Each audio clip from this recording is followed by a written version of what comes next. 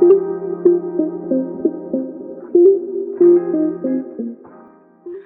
to 2024 Our Story, a podcast exploring what it's like to be attending Scripps College in a moment when the world is recovering from a global pandemic. I'm Ellen. And I'm Alyssa. And we're so excited to be back. We took a hiatus at the end of last semester just for our own mental health. But this semester, we're jumping right back in and we're hoping to continue our weekly release schedule. Today, we are joined by Ella and Prekshi.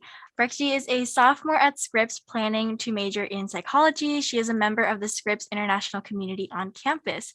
And Ella is a sophomore at Scripps planning to double major in computer science and art. They're involved in Munch Grilled Cheese, Chabad, Hillel on campus. In addition to these clerics, they're also a grader and tutor for Harvey Mudd CS department. Prekshi and Ella, thank you so much for being here today. Thank you for having us. I love talking. Any excuse. And we love having you. Yes, that's there's so some sweet. kind of guests we can have on here. So today we were hoping to talk about religious and cultural holidays at Scripps, specifically those that aren't acknowledged by the academic calendar, and how we as students who celebrate those holidays celebrate them on campus, and how that experience may be different from what you celebrate and experience at home during those times. So for you guys can maybe go one by one or however you'd like to, but what religious or cultural holidays do you guys celebrate? I celebrate most of the Jewish holidays. The ones that I celebrated during the last semester were Rosh Hashanah, Yom Kippur, and Hanukkah. There's like two major types of Jewish holidays. There's Chag and there's Chol HaMoed. And Chol HaMoed's like a weekday holiday. It's like a holiday that you're still allowed to do stuff for. In Chag, there's like a certain set of rules, like you're not allowed to light fires and do work, which means no phones or technology. And again, like no work, no homework. You're supposed to take off school and stuff too. You're not allowed to write in some cases. I don't observe all of that stuff super well, but I do like to take off classes. And for a lot of Chag holidays, there's also other things you need to do, like go to temple. And so Rosh Hashanah and Yom Kippur are both Chag. So they both involve like going to temple, and Yom Kippur involves a fast. And the Scripps academic calendar does not acknowledge those holidays. And last year during the pandemic, while classes were online, and I think it also was just better days of the week. I think one of them was a weekend this year. They were both weekdays. I was able to just fast from home, and I attended Zoom services, and that's how almost all of the services were. And this semester it was a bit harder too, because I had, it came on like a Tuesday and a Thursday, which were two of my busiest days of the semester. So I had to get professors to let me out of class. I had to leave early for some, and some professors weren't super flexible with that. And even regardless of whether or not a professor lets you out of class in college, missing a day of class, especially if it's only a class that only meets once a week, you're kind of fucked. You know, you like get put behind by a lot. And that was bad also in my computer science class last semester, because that was a flip model class too. So there was also certain things that were due that day that were only open that day for me to turn in, especially because it was like the very beginning of the semester. Hanukkah's Chol HaMoed, which means you're allowed to do stuff, you're allowed to go to work. The only real obligation you have to celebrate it is at night lighting the candles. And that was a bit hard to do because of when it got dark, because there wasn't always a candle lighting that was close to Scripps. There was always one at the 5Cs. And just because of the dining hall schedules too, and because it happened during final season. There's some other holidays coming up this semester too, none that would involve me skipping class, but the biggest one that I'm worried about is Passover.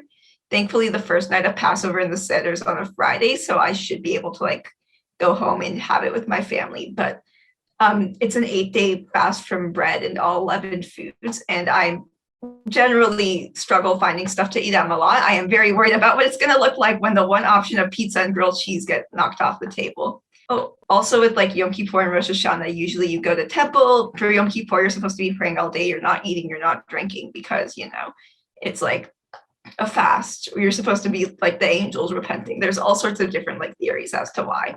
The short answer is that we do it. But usually you go to temple, and it was very hard because there wasn't a physical space to go to temple because it was all on Zoom. And I found a few friends, and I just did it in the Scripps common room. We awkwardly crowded around the TV in like Toll Hall, like on the couch, standing and sitting, or like people were walking in and they awkwardly like shuffled out. I'm like, oh, it's okay. Or like for one of the services, I also went with a few friends on the lawn.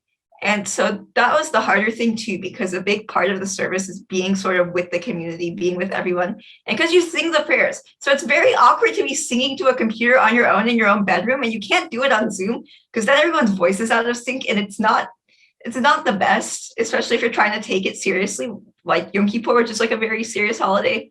So it was a how do they say? It was a camp experience. It was very camp. Wow, it sounds like you all got really creative in the ways you were getting around all the restrictions, though. That's where the art major comes in handy. Thank you. It works. Yeah, and Prekshi, what about you? Okay, so for us, there's like one major holiday last semester that we had, which was Diwali. And it's like the biggest festival back home. And, you kind of celebrate it with your family. It's like 2 days, but like you start prepping for it like a week or two in advance. You're supposed to like clean out your entire room. It's supposed to be about like new beginnings. It's a celebration. It's like about lighting our version of candle, which is a diya. And usually we like burst crackers. We have like a little prayer celebration, like a ceremony.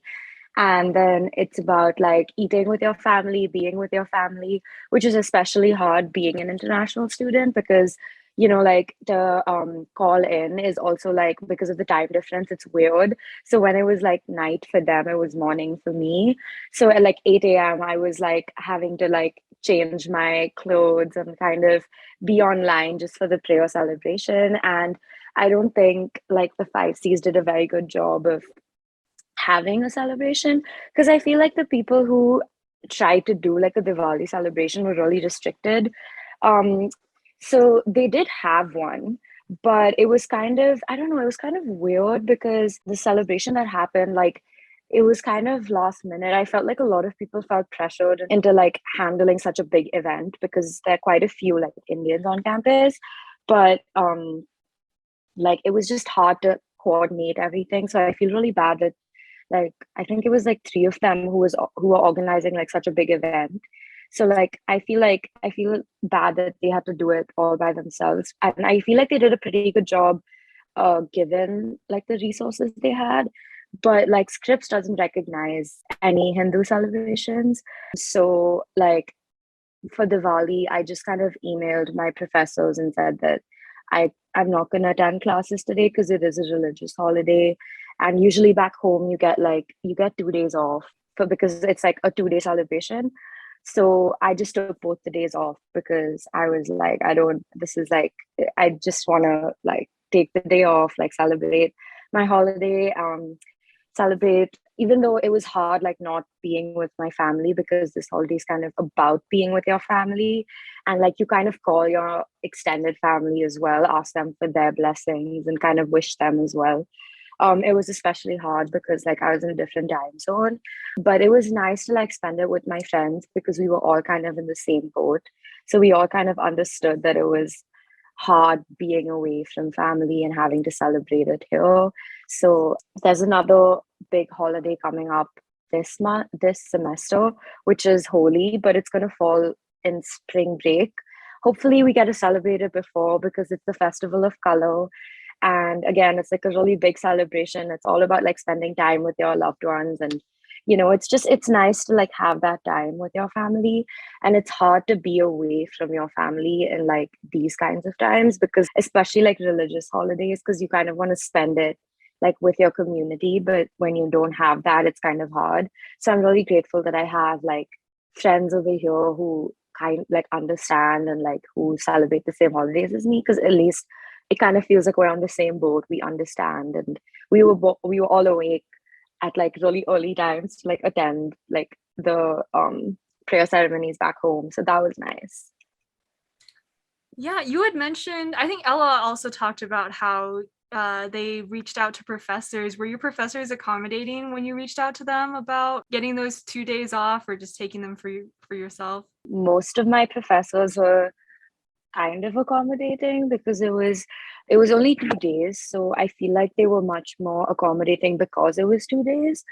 But obviously, like, there's a different calendar for back home. I didn't take off as many days because I was here and like this is like the biggest festival.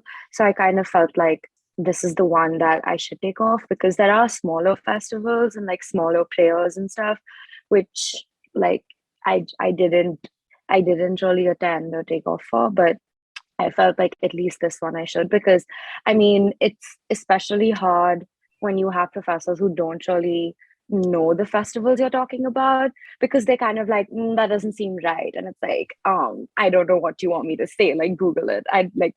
This is not my job to like sit and educate you about my religion.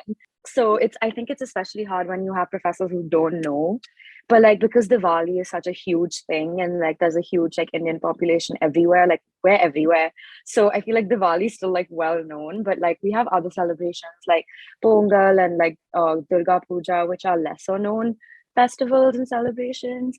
And I found that like one of my professors who was Indian, she kind of wished me for the Durga Puja. She was like, oh, I know that today is like the beginning of Durga Puja.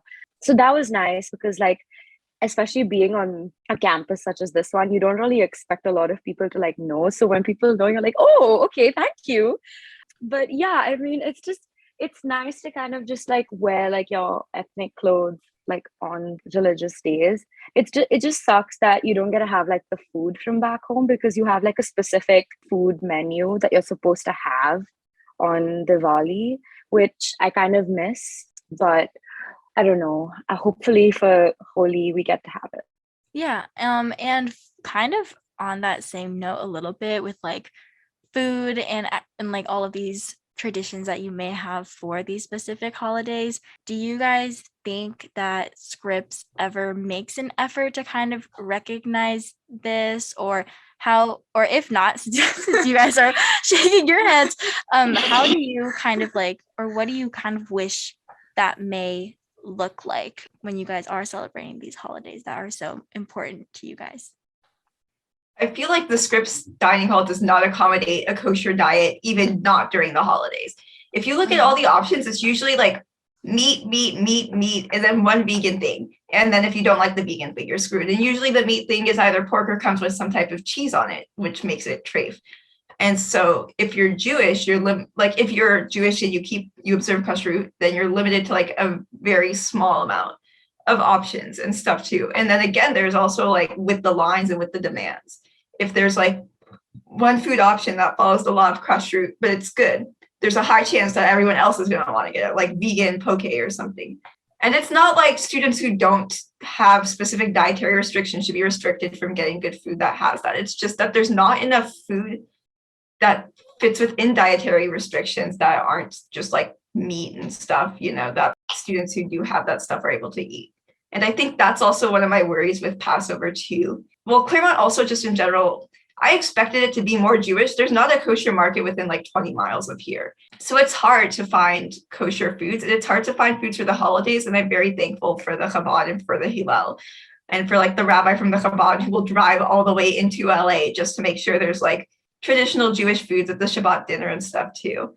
And it's also just very hard though, because there's not a lot of food outside of that that's accessible to students who observe those holidays. And it's also hard to articulate that, and it's hard to find sympathy and admin and stuff about that stuff, because it's not like something that's got a clear term, or like even with stuff, because there's a pretty decent Jewish population, I'd say, at the Claremont colleges.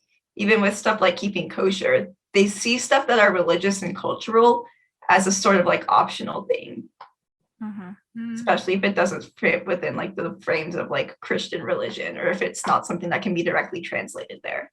Yeah, I completely agree. I'm so sorry about the food, because I mean, even though like it's not the same food as back home, we still have like a few Indian restaurants around that we can still kind of like DoorDash and stuff, or like drive down to. Like there's an Indian mart that's like quite close by. So it's not too bad. But I don't think Scripps really recognizes any Hindu, Indian, or just Indian like holidays, because there are very, very few of us. Like in our year, 2024, there's 3 Indians total from India, and I'm one of them. So like the international population is already so small. Like we make up only 5% of like Scripps population. And so I don't think they really feel the need to even recognize anything about like our holidays, our things, like unless it's like Christian, because it's kind of like they're very small, like we don't really make up a big part of this college. So it's very hard to like navigate that. Um, Especially when it comes to Malot. I think with Malot, like they do a lot of Indian food, but it's not Indian. It's not like I feel like they just put a lot of flavor in it. Like they put salt in food and they'll be like, "This is Indian," and I'm like, "Oh, that this is not Indian. Please don't do this to me." So I feel like I like those times. I feel kind of like weird. Like sometimes they'll do like good Indian food. Like usually the options that they have at Oasis are still quite nice. Like they do like a chana masala, which is not bad. But like I feel like sometimes they get like the dishes wrong. Like they did like a butter chicken, which was dry. And I mean, I'm not Gordon Ramsay, but I'm like the basic of butter chicken is that there's supposed to be butter in it. Like you can't give me butter chicken without any butter. Like, girl, what do you mean? So I mean, at those times it's kind of hard, but I mean, I'm thankful that there at least like there are like still options that we can eat. Like there's still like an Indian mart that's like quite close by, which you can get like those microwavable meals. And there's still like Indian restaurants as well that you can kind of like DoorDash from if you're feeling homesick. So it's not too bad. But yeah, like it gets kind of hard when your only food option is Malot. Yeah, definitely. I don't know, just when I do go to Malot and I see that they have like the global section too, it's just something that's always stood out to me. And when they're like it's Asian inspired, which Mhm. also Asia is so many cultures and like different kinds of food. So I don't know, I was just kind of curious like what you guys maybe think of like when they kind of try a little bit to like quote unquote expand what they're like giving us, but when they don't do it correctly or like don't Mm. yeah, you know what I mean? Like yeah, I think I think also it's not only Mulat. Like, have you all seen those like that like green onion pancake TikTok that went around where like they put like green onions in buttermilk pancakes at a different dining hall. Like I think in general it's really like dining halls at colleges sometimes just I don't know. I can't tell if it's a lack of knowledge and they just didn't even try or just them I don't even know what else it possibly could yeah, be. I do feel like when there are those like huge mistakes, it ends up just the effort of trying just it doesn't even really matter as much because it's so disrespectful almost like to I also feel like this goes back to kind of like the professors that you guys were talking about, right? And like I feel like if they make a slight effort to look up these holidays and see what students do have to do and as their traditions during this time, I feel like maybe it would be really important and really educational for other students too, and as well as other professors. You know? Yeah. I think it's a community issue. Yeah, I mean, when we had like our Diwali celebration, it was really well done for the fact that like three people had to organize such a big thing. And like halfway through it, like the sprinklers just went off. Like No. they didn't even switch off the sprinklers. Like we couldn't even have that. They and like it was so sad because it's kind of like this is our only holiday and the sprinklers went off and they didn't switch it off. Like they didn't even care that we were there. It kind of just felt like an oversight. They were kind of like, yeah, like you can have your little Diwali festival celebration, but like our sprinklers are still gonna go off. So I felt like that kind of really sucked because that was like a 5C celebration and it was like one of the only times you get to like interact with like other college people. Like it's not just like Scripps. So that kind of sucked that like the sprinklers just kind of went off, especially when you were like trying to celebrate a holiday that you're already finding so hard to celebrate because you're not with your family. So you're spending time with like your college family. Yeah, I definitely feel like sometimes when you're like a minority, there's no real respect for like your culture and like your practices. And especially like I don't know, I feel like sometimes like if you have religious practices, sometimes they kind of like feel like, oh, like why are you even doing it, which is kind of like, why can't I do it, you know? Yeah, I'm so sorry Yeah. about the sprinklers. That's That's- horrible. It feels kind of like a backhand. Yeah, it Like- really does. I feel like the problem really lies in an institution where they do talk about, like, they talk about their minority students when they are giving presentations, or they talk about like diversity initiatives, but at the same time, they can't even turn off the sprinklers. It's just ridiculous at this point. What would you guys say to other students like feeling this way, maybe like hoping to find some sense of community or familiarity, especially during these holidays where you guys all share very similar experiences, maybe? I think it's important to find a community of students who are in the same boat as you, because Judaism is a very community-oriented culture. And it's also like our religious practices are also very oriented on that community. To have prayers, we need a group of at least 10 people. And there's all sorts of stuff, that's about connecting with each other. I mean, that's how we made it so far, despite being like a minority in every society we've existed in, is that we kind of stick together, and that's how we pull through. And a lot of our communities also built so much on discussion and talking and sharing and all these things that rely on having other people to be around. And the thing is also, though, because Jews kind of live all over. So it's like, and there's also different movements, there's different levels of observancy, there's different, cultural connections to Judaism.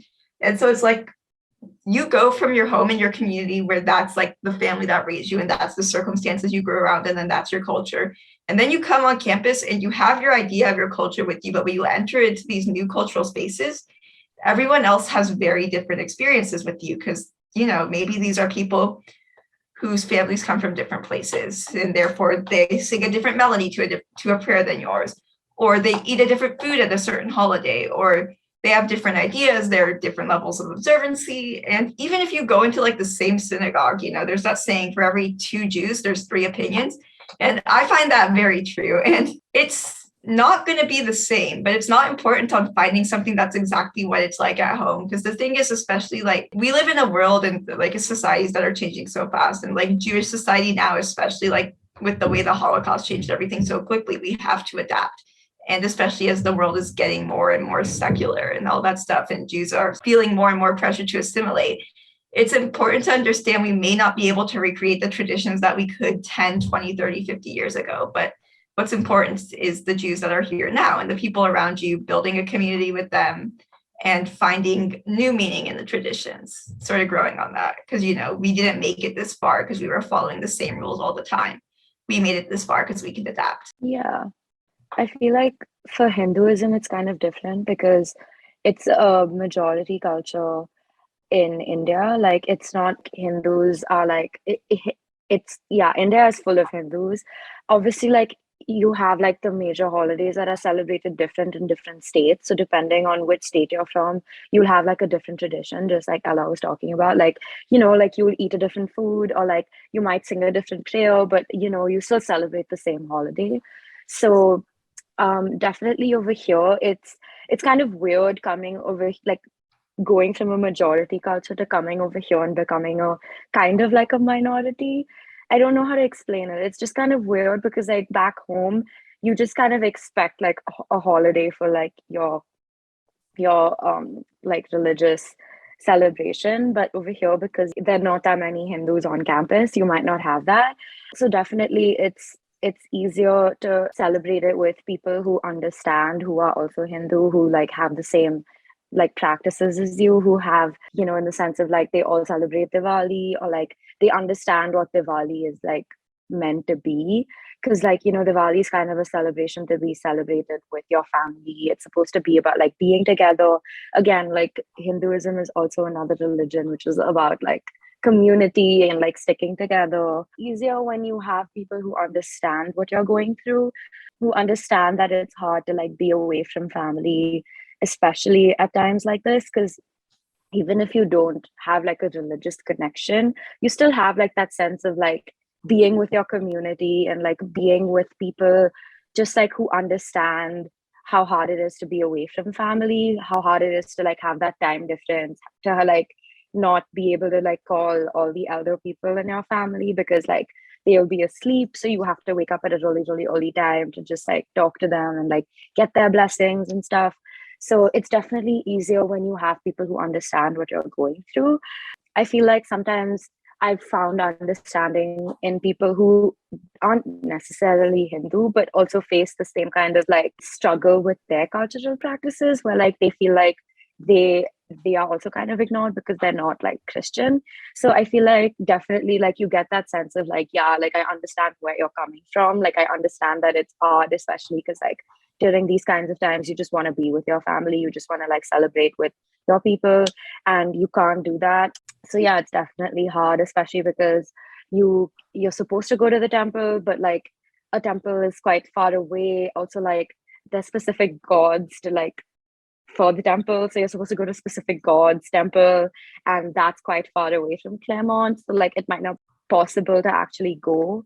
So it's easier when you have people who understand that like it's hard, and like it's you can do something with that community. You can kind of like order food, like sit, like watch a Bollywood movie, listen to like Bollywood music, and then you kind of feel like, okay, I'm at home. Or like you create some semblance of home, which that feels kind of good. That feels comforting. Yeah. I think it's so I don't know. I feel like food is so connected to so many of these holidays that, I mean, we've already covered this, but I think for me and Alyssa specifically, we celebrated Lunar New Year this past month. And so I think we were really fortunate specifically because there are so many Asian communities around this area. And so we were able to go to Asian grocery store that's just a few miles away, and get traditional foods. But honestly, yeah, I agree with, like, I see so much of how I'm feeling reflected in both of your responses, but in such different ways. It's really interesting to consider how many like how your background and how such a diverse background of people coming together and still feeling this way about so many different holidays really like culminates when you're at these schools. Because that, I mean, we all knew we were coming to a really small college that maybe was not as culturally diverse as other colleges or public universities. But I don't feel like I really felt that until we got here and the holidays really started pouring in and happening. Yeah, because it's also for a lot of us, especially since this is our first year on campus, this is the first time we actually, I don't know, the first time in my life it really hit me that I'm not with my family during these holidays, and it's just so jarring because even if I don't have the food, which like it really sucks sometimes, but it's really that connection that I definitely felt like I was missing this year. Yeah. But that also brings up the question, was it good then that we got one more year at home so that you could celebrate those holidays with your family? I mean, like the thing in general too is college is only like a 4-year period. And like maybe you're gonna move far from where your parents are and you're gonna have to call them, but you get to choose where your community is too. And it's like this pandemic will be at a point where it's going to be easier to go back to your parents than it is now, especially for people who have to hop on a plane and fly. Last year I lived out in Claremont, so it was like a different experience too. And I think last year the thing is also because I'm from Los Angeles County, so my family is only 1 hour of a drive away, and which means COVID was just as bad there as it was here. And so it was all online there as well too. So it didn't really feel like I was missing out as much on stuff. And it also, I mean, even now I'm very thankful that I'm able to go back for stuff like, for example, for Passover, which is going to be on a Friday and they don't have any classes and they don't have classes the next day. I can drive home, I think it's also because I have friends who are from very far away, who can't go back to their families because they live like across the country.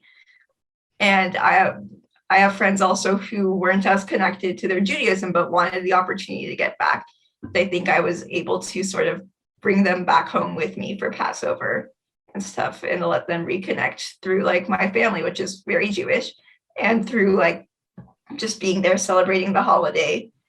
I was able to connect to that much more than I am now. And now that I'm here, I don't do that every week. I don't light candles every week. I mean, I didn't drive home every week because it's like still, even if it's close and doable, it's a lot of gas, and gas in Los Angeles is very expensive, which sucks because it's a driving city. But it's also like, I'm kind of missing that because it's, again, it's the culture, it's the religion, sure. But it's also like the family. Like, I don't see my grandparents every week, you know, I don't get to like sit around the table and then everyone's arguing because that's what Jews do. And it's very loud. And I run off to my room until desserts comes out. And then my mom gets desserts from a fancy Jewish bakery. I don't get that. And it's kind of sad too, because I realized like once I moved out as an adult, I'm always coming back as like a guest. I don't have that facilitated community I grew up with. And when I go back to that spirit, it's like I go back and I don't really have that. So I feel like I'm just floating, and that I need to learn, take everything I've learned my whole life and use that to rebuild for myself. And it's very hard to do that too, because I don't have as solid of a memory. I think for me, because I'm an international student, it was quite hard because the timings were so horrible. Like I had to wake up at like 2 a.m., 3 a.m. just for like classes. Definitely, I feel like I'm much more connected to my religion here because of the fact that like it's what connects me to back home.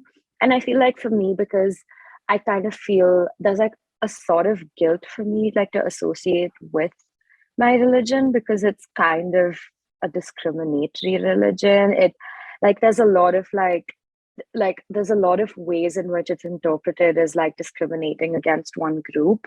So I think like for me, there's always been the struggle of like I don't condone this part of my religion, and I don't condone like the way that they kind of like hate on certain sections of like Hindus. But that doesn't mean that I'm not a Hindu. I don't know if that makes sense. I feel like that's just been like, for me, that's just kind of been like my religious identity of like trying to figure out like where I fall. So yeah, I feel like coming onto campus, like holding on to your cultural roots is like what connects you, what grounds you here, especially because like that's what reminds you of back home. But yeah, I think definitely it was really nice to have like that last, like that one final time of like being with your family. But I feel like also when I was in school, there was already that sense of like, this is like my last time celebrating Diwali with my family. So I kind of felt like I got a double farewell, which was kind of nice. Um, but yeah, I feel like that was like something that I really enjoyed, like being with my family during that time and like celebrating the smaller religious events as well was really nice. But definitely I like being here. I don't want to make it seem like I hate it here. I don't. I do like being here. I do. I really like the people here. I feel like there are a lot of people who do understand like where we're coming from.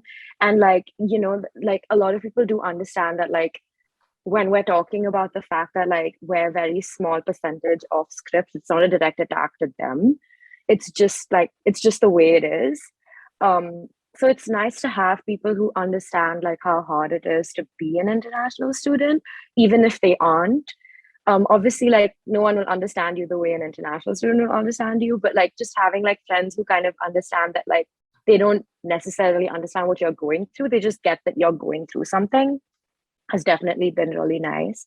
Yeah, I mean, something that you guys I think both kind of were pointing to, which was really great to me, was that you kind of have like more of a choice here a little bit on how you spend your time and how connected you are to your cultural or religious practices or holidays. And I really agree. I mean, I feel like I'm more aware for good and for worse sometimes of these holidays and things that I may be missing, but also kind of like being able to choose how connected you are. And also, it seems like you guys both, even with all of the difficulties that I'm sorry that you do have to face here, like it's really good to hear that you guys have found some kind of community, at least a little bit here. And I really do also feel like, again, like there are a lot of things that, could be better. But I do, again, like Prekshi was saying, like, we do like being here. And I feel like, I don't know, I feel like really emphasizing kind of that choice and being able to kind of make your own way, even though it is difficult, because no matter what and no matter where you are, this is like a really big point of transition in everyone's lives. Prekshi and Ella, thank you so much for joining us on the first episode of the spring semester. We really appreciate you two coming on. Thank you so Anything much else? for having us and Thank you. allowing us to ramble for like an hour. No, we enjoy your it's not even rambling, it's interesting conversation. Yeah, and this is really this really important too for people to hear, and I think a lot of people will also resonate with what you guys are experiencing. So I think this is really great.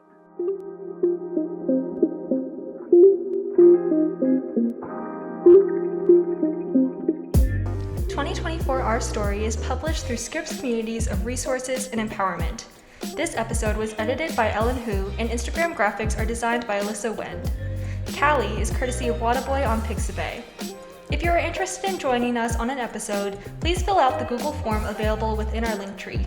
You can find that link as well as more content on our Instagram page at 2024 Our Story Podcast. Be on the lookout for SCORE's February programs on Instagram and in your school inboxes. Some of this month's content includes Black Heritage Month Spotify playlists by the Peer Educators and a tour of the Smithsonian African American Museum of History and Culture at the end of February. That's everything we have for you today. Thank you so much, and we'll see you next time. Bye!